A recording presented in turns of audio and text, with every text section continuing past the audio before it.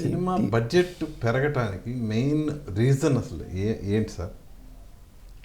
అంటే రెమ్యునరేషన్సా, లేదంటే అవగాహన లేని తనమా, ఎలా అనుకోవాలి? అవగాహన లేని తనమే అనుకోవాల్సి వస్తుందండి.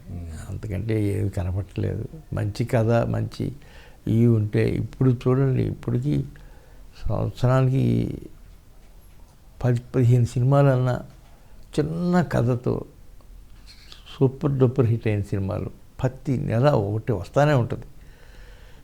అవి ఎంతవరకు వస్తాయి అనేది మనం ఆలోచించుకోవాల్సిన పరిస్థితి. ఈ పెద్ద సినిమాల వల్ల చిన్న సినిమాలు ఏమైనా డిస్టర్బ్ అవుతున్నాయా అంటే అది ఏమీ లేదు. పెద్ద సినిమాలే డిలేగా వస్తున్నాయి. ఇక చిన్న సినిమాలు రావాలి. నేను చిన్న సినిమాలే తీస్తూ ఉంటాను కదా ప్రస్తుతం. మా పిల్లలు అంతా చిన్న సినిమాలే తీస్తున్నారు. ఇప్పుడు ఏదో కలికి నా ఇన్స్పిరేషన్ వల్ల వచ్చిందని. బట్ అట్లా కల్కి లాంటి సినిమాలు కూడా రావాలి. చిన్న సినిమాలు కూడా బాగా ఆడాలి. ఇప్పుడు ఏంటి సార్ ప్రస్తుతం ఏంటి ఛాంపియన్ 25 రిలీజ్ కాబోతుంది. అవును. ఇంకా వేరే ప్రాజెక్ట్స్ ఏంటి సార్ ఇప్పుడు రన్నింగ్లో ఉన్నాయి? తర్వాత దుల్కర్ సల్మాన్. దొరకదు. ఓకే. ఏప్రిల్ అనుకుంటున్నాను నేను. ఓకే. తర్వాత నేను మొదలుపెట్టాను కదా ఇప్పుడు ఒకటి, మహేష్ బాబు బ్రదర్ని. అవును. అతనితో పాటు సినిమా అది మే 30 ఆ ప్రాంతాల్లో వస్తుంది. ఓకే. ఈ 3 సినిమాలు అయిన తర్వాత కల్కి మొదలవుతుంది. ఓకే. అంతే. మరి చిరంజీవి గారితో ఎప్పుడు మళ్ళా? చిరంజీవి గారితో మొదలు పెట్టాలండి. అదే చూస్తున్నాను, కథ ఎత్తుతున్నాను. రాగానే మొదలు పెడతాను. ఖచ్చితంగా చిరంజీవి గారితో సినిమా ఉంటుంది.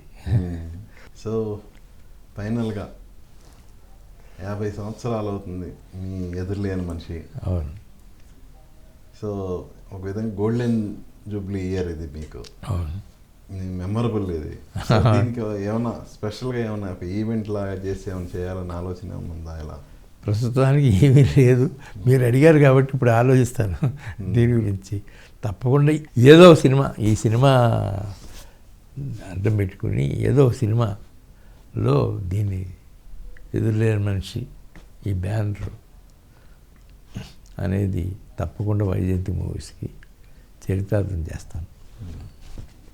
మిమ్మల్ని ఇన్స్పిరేషన్గా తీసుకొని వచ్చే నిర్మాతలకి మీరు ఫైనల్గా చెప్పే మాట ఏంటి?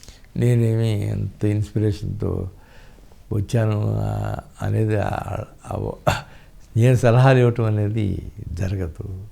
మిమ్మల్ని స్ఫూర్తిగా తీసుకొని చాలా మంది నిర్మాతలు వస్తారండి. గ్రాండియర్కి పెట్టింది పేరు సార్.